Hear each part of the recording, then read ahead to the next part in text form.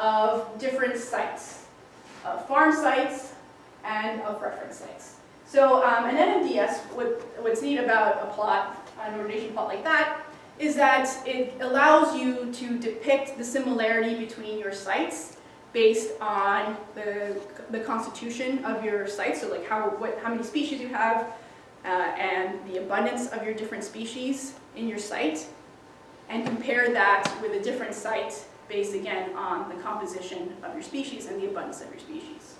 And it projects that in two-dimensional space where distance is equivalent to similarity. So the closer you've got 2 points, the more similar they are. The more similar species they have, the more similar abundances of those species are present.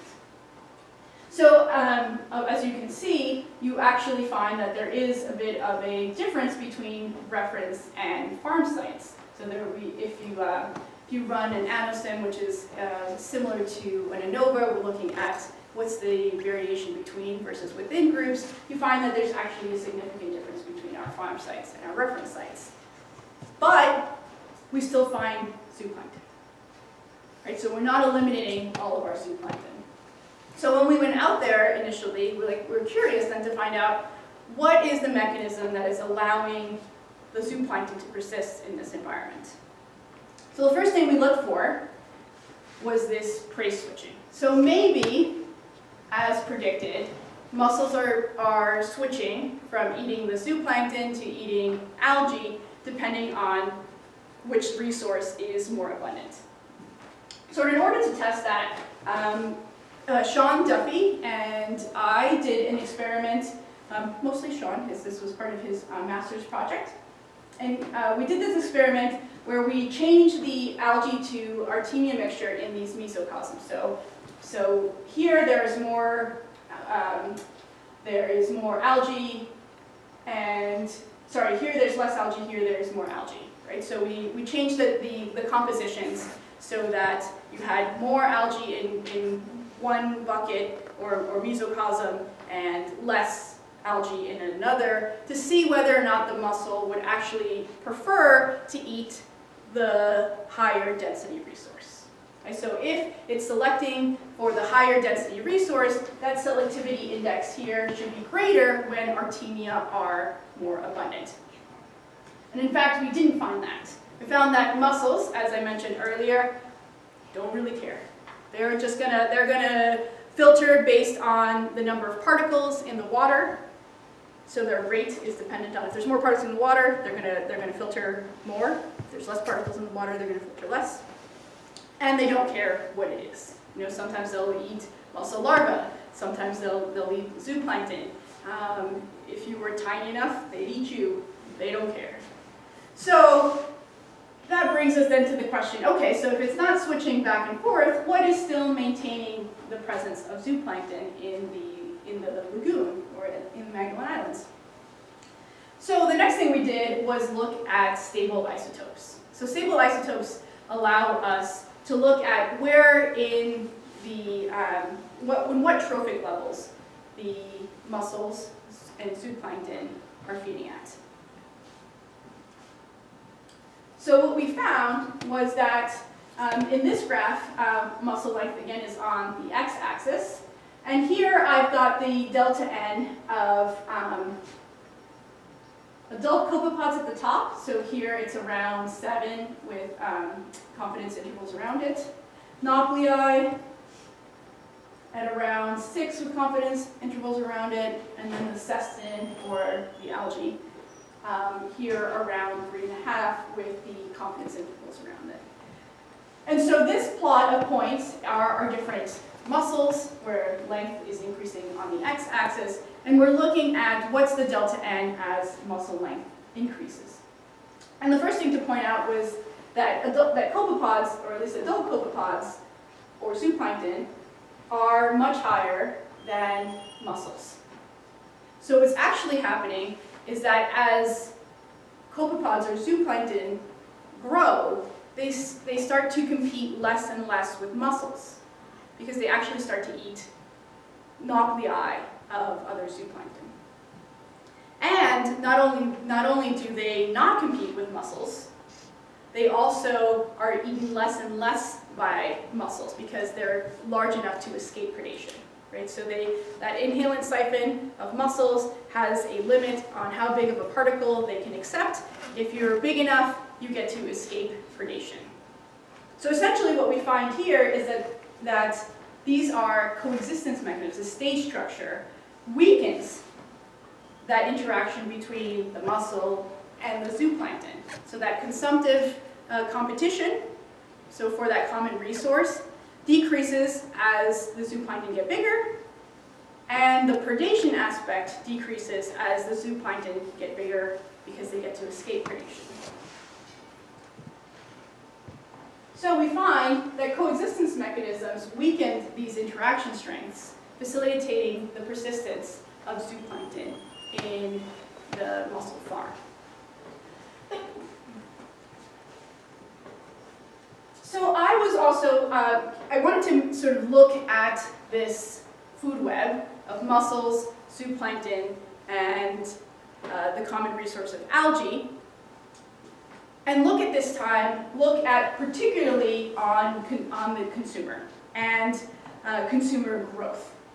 So for this experiment, I was looking at, does omnivory promote growth in the context of these different food web configurations?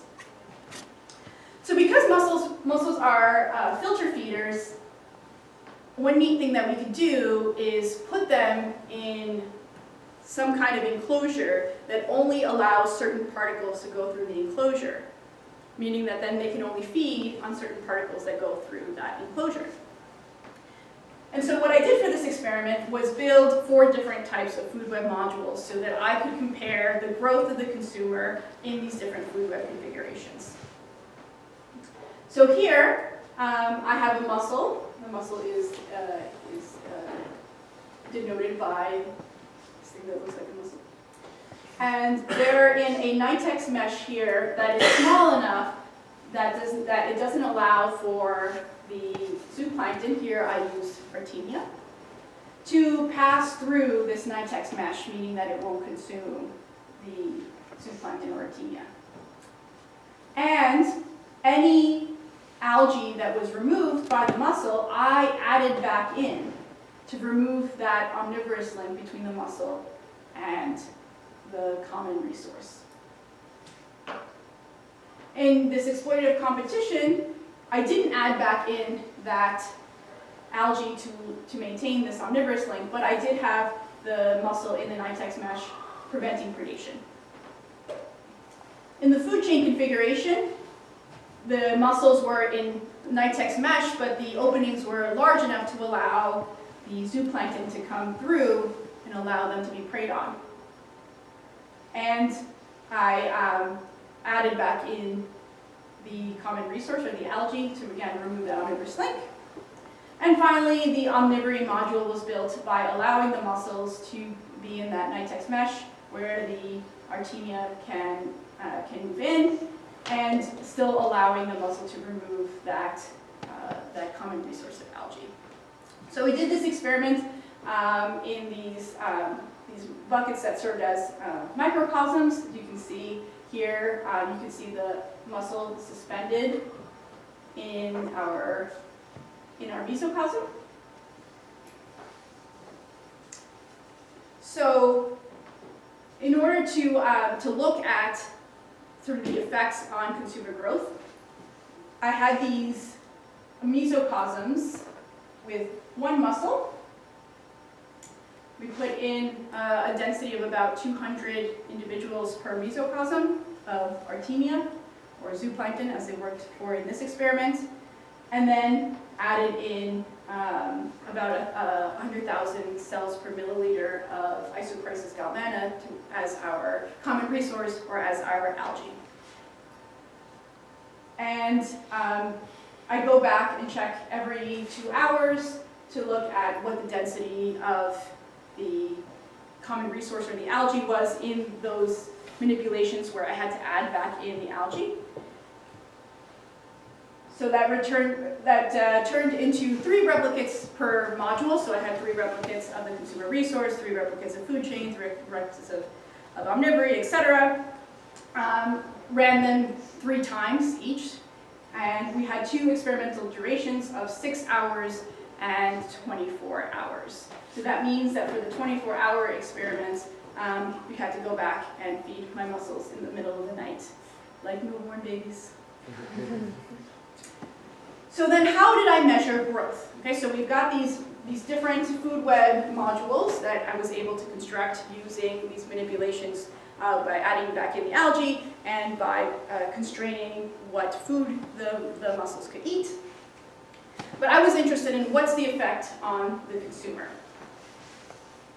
And one way to look at the effect on the consumer is, obviously you can look at the densities of the Artemia after some time, but then you don't really know how fast they grow because these experiments were run in 6 and 24 hours. So that's not enough time for you to actually see growth, like physical growth in these individuals. But what you can do is measure their DNA and their RNA. And in the RNA in particular gives you some information about how fast they're growing. Because if you're making RNA, you're growing. You're making proteins, you're making, you're making structures, and if you calibrate that against your DNA, then you know how fast it's growing relative to the size of that organism. So if you have more RNA to less DNA, you're growing faster than an individual who has less DNA to more RNA, or to more DNA. And this allows you to see it in almost instantaneously. So in the reason we chose 6 hours and 24 hours was that in the literature I read that there has been some detection of differences between RNA and DNA ratios in 6 hours, and then we did a 24-hour experiment just in case we couldn't see a difference after 6 hours, if that wasn't enough time. So actually in 6 hours, that wasn't enough time to see a difference in RNA and DNA. That was not enough time to detect at least a signal between our different food web modules. But in the 24-hour experiment, we did see some cool results. So we actually found that growth in the consumer was fastest in the omnivory configuration, which is neat because that may indicate some really interesting results about the growth of the consumer in an omnivory module. So not only if it's growing fast, that might mean that the omnivore, or that the consumer is growing faster. It may mean it's will be able to escape predation quicker. It may mean that it grows to maturity quicker and then is able to reproduce faster. Or when it gets to the age of reproduction, it's bigger, so it has more resources, so it can produce more offspring. So this result of the consumer growing faster in the configuration of omnivory has interesting implications. And the reason for this was likely just a reduction of interspecific competition. So because the omnivore is still consuming some of those Artemia, or some of those zooplankton, then there's less interspecific competition, but not enough to drive it to extinction. The other interesting aspect of the results, was the amount of variance. So here I've got standard error, but if you look at just simply the variance, you find that omnivory had the greatest variance in our 24-hour experiment. And that also has some really interesting implications. So if you have a omnivory module in a natural ecosystem or in a food web in nature, and you've got high variation in growth, that may have some interesting implications for what the size breadth of your consumer. If you have higher variation, then you may have some consumers that are small, some consumers that are really big. That means that then you may have some different selectivity for those small organisms and for some of those big organisms. That means that you may have some predators that can consume the really small ones, but not the really big ones. So again, you're escaping predation. Or it may mean that you're weakening some of those interactions because that size difference makes you accessible to some predators and not to others. So that's an interesting result in the context of just omnivory in general, because how do the differences in this growth fit in to the community aspect or the population aspect? So we know that from a population level, omnivory means that it's more likely that they're not going to go to extinction, that they're not going to hit these extinction thresholds, but adding that extra layer of growth may have some interesting implications for what's also driving these observed effects, especially if they're growing faster. That may also mean that the populations are growing faster, not just the individuals. And that might help explain some of the patterns we're seeing in omnivory in real ecosystem. So omnivory reduced specific competition and increased variation. We had higher growth and increased variation. And because prey size has so many food web implications, it's an interesting layer on top of the population aspect of the implication of omnivory or the consequences of omnivory. So the last thing I want to talk about is extending the idea of omnivory, but now across habitats. So for most of the talk, I've talked about this sort of single module and in the context of one specific habitat. But if we're looking at omnivory, and remember omnivory is potentially stabilizing because its ability to switch back and forth, then what if we looked at the ability of a top predator to switch between different resources amongst different habitats?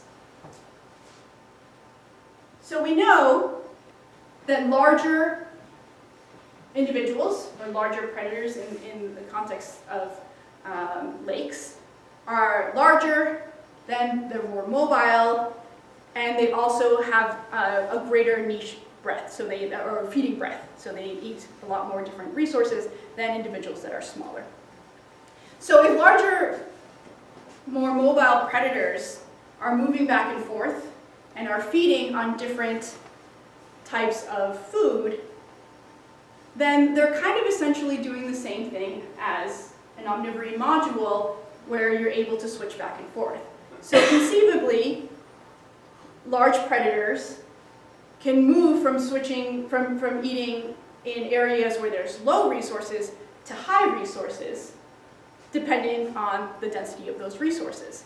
And that, in effect, really does also confer a stability to that ecosystem, because you're not allowing the resources in one place to go to extinction, because that large mobile predator can essentially couple those environments by going to an area where there's high resources and allowing the low resources to bounce back up.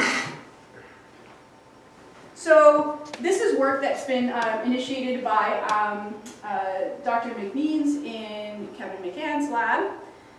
And they've been looking at this idea of adaptive capacity. So having that ability for these larger, more mobile predators to move between these different habitats and not allowing one specific habitat to go to extinction by moving back and forth between high and low density resources.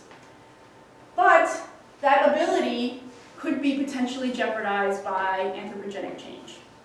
And an example here, again from Dr. Tooney, who was a PhD student of Dr. Kevin McCann at the University of Guelph, he looked at warming in different lakes. So he examined a gradient of lakes from less warm to more warm, and found that if you have more warm environments, there's less coupling of these different habitats, because these larger, more mobile predators can't move as efficiently, because essentially the area that they can tolerate is reduced.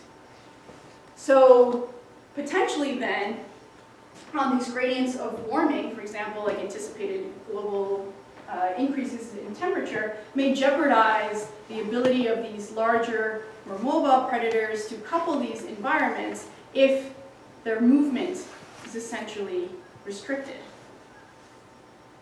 And so the work that I'm planning on doing for my postdoc is looking at different gradients, like the one that Tyler looked at, looking at a gradient of forming, but looking at different anthropogenic gradients to look for indicators when they reach a threshold where that adaptive capacity is lost.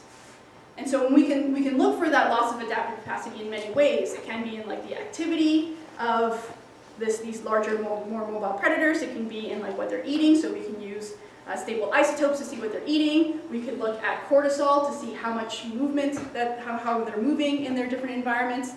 And then we can look for, against these gradients, when that adaptive capacity is being lost and use these indicators as essentially early indicators for ecosystem collapse. Because if that adaptive capacity isn't present, then you threaten the system to go to extinction because you can't switch between resources.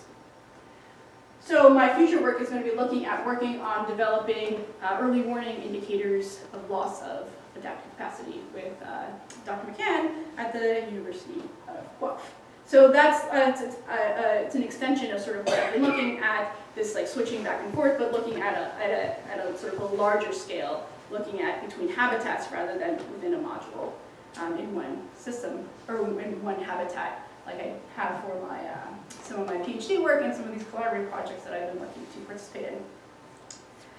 So with that, I will bring up my acknowledgements, and there's a lot of great people that have supported me in my journey here at McGill. My supervisor, my friends. There's been a lot of people that helped me with some stats, and thank you to the BGSA for inviting me to speak. It's quite an honor to be able to stand here where so many other great scientists have had the opportunity to speak. And the last thing I just want to mention is that I have a GitHub, which is a repository of data and code. And if you go to my GitHub, so it's github.com/monsauce, all of my data and my code for every project that I've talked about today is available online. I'm a big proponent of open science. I think that that's how we can solve a lot of the world's issues, not by working alone in a lab, but rather by working collaboratively and openly across institutions, across countries, and sharing our data will allow us to tackle some of these really important questions like climate change. And with that, I'll take any questions.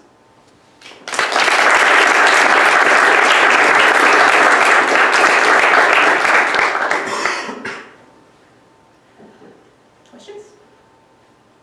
Victor? So you're pointing to body size as a big predictor for diet breath? Yes. Because of its ability potentially to disperse. What are other factors, physiological or behavioral, that you think could contribute to this in order to have like a predictive power to say what types of introduced omnivores may have the most stabilizing or destabilizing effect? Yeah, I think just more in general, not necessarily just like introduced omnivores.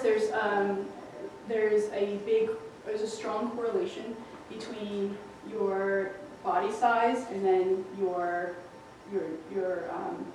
the individuals that you can eat or your prey breath.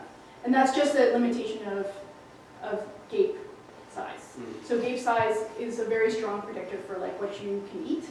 And that's actually, as Katie mentioned, is something that I'll be working on before I go to work with Kevin, is looking at trying to predict body relationship, like trophic relationships, like what's eating what, just from body size.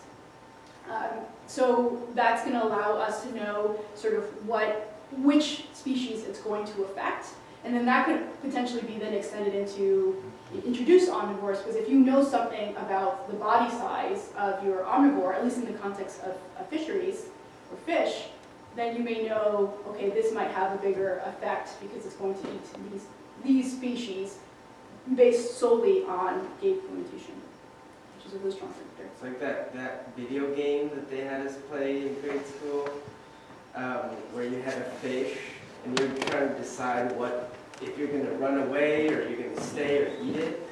Yeah, and then it's limited by like how big you are. Yeah, yeah. It's really it's actually Dr. Poisson and Dominique Gravel published an early model of this where they actually were able to predict like structure of like what was eating what just based on like the life of the fish.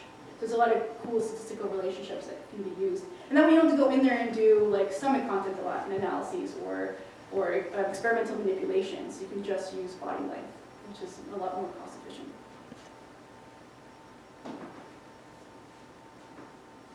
Any other questions? Hi, Hans. I guess, okay, so the experiment at Isles, did they then eat copepods? I guess is the question, because like there wasn't any isotopic signature for it. Copepods can swim, presumably avoid predation. Like, is there any reason to think that they were eating copepods? Yeah, I mean, I think the data showing that there's different different compositions of species inside the farm and outside the farm is sort of points to that. As we didn't do like an explicit manipulation of whether or not they can eat it, other than doing the mesocosm experiment, where you can see that they're eating the Artemia.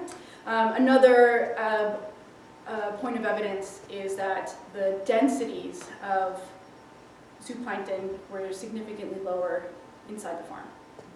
So they are, so I mean, there's no, it's not a direct, you know, it could, potentially it could be like maybe the nutrient conditions are different and that's why the zooplankton populations are lower, but it seems that it's probably a consumptive effect of the mussels actually being there. And we know that they can eat them because we saw them in the experimental manipulations.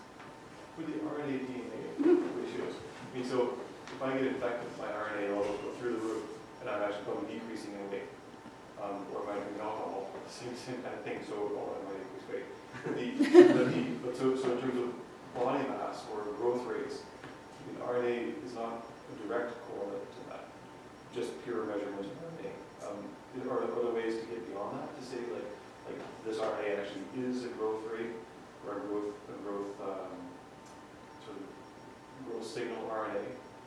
Yeah, so I mean, it's been calibrated in other organisms where they know they can extend the experiment longer to see like what's the level of RNA and then actually measure the organism. And it's been done across different taxa, so in zooplankton and also fish.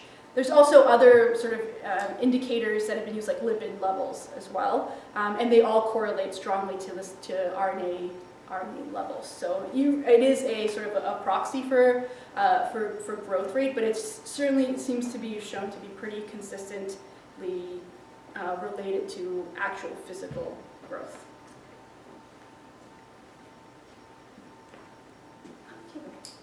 This is maybe just a naive question, but all your work has been in aquatic freshwater systems. So are your findings, do you think they're transferable to other systems, be it marine or terrestrial? Well, mussels were sort of marine, but be it terrestrial or that sort of stuff, this idea of introduced omnivores and food web structures? Yeah, I mean, that's a really interesting point, because when I was doing like even the meta-analysis, like you don't find a lot of, I mean, you found omnivores, but not a heck of a lot of introduced omnivores. The only examples I found was like the rats, and raccoons, but there wasn't enough data for me to include those species. So I think that's an interesting observation, and it's more like my research has been driven by just the absence of that data. I imagine that it would be so. I mean, I know that there are some like general differences between aquatic and terrestrial systems, like trophic lengths and the length of food chain length. But I don't imagine that then I could interpret that because of those differences you would find a different effect of an introduced omnivore in a terrestrial system. But it's something, yeah, it is something for me to think about, because there could be some systematic effect of the difference between a terrestrial system and an aquatic system. Yeah, and it's something I haven't gotten to explore. So I think it was your mussel chapter, you mentioned that maybe these coexistence strategies could be important, and I was wondering if you thought that maybe that also was influencing your meta-analysis, since maybe those coexistence strategies would be missing with introduced species? Yeah. So you're saying that like maybe the omnivores had a bigger effect because there was an absence of like these coexistence mechanisms? Yeah, I mean that could potentially be the case because essentially what those coexistence mechanisms did was decrease that interaction strength. So if that interaction strength is strong, then maybe you can interpret that there isn't a coexistence mechanism there that is weakening those that strong interaction strength. So I mean that could be an interpretation. It's also that like a lot of these are done in a very like controlled way. And what's neat about studying the mussel aquaculture system was that it was something that had been going on for 20 years. There had been, I mean, there's potentially some room for evolution there. I think that would be a really cool thing to look at to see whether or not there's some selection for zooplankton that can escape or that reach maturity or that reach that escape size a lot faster than other species. So I think that's a really cool system to study because there's been some, maybe those coexistence mechanisms arose over time rather than just being present there. So that might explain some of the differences between the meta-analysis and the in situ system. All right, well I hope everyone can join us at Thompson House for beer and nachos. And please join me in congratulating and thanking Monica for a great talk.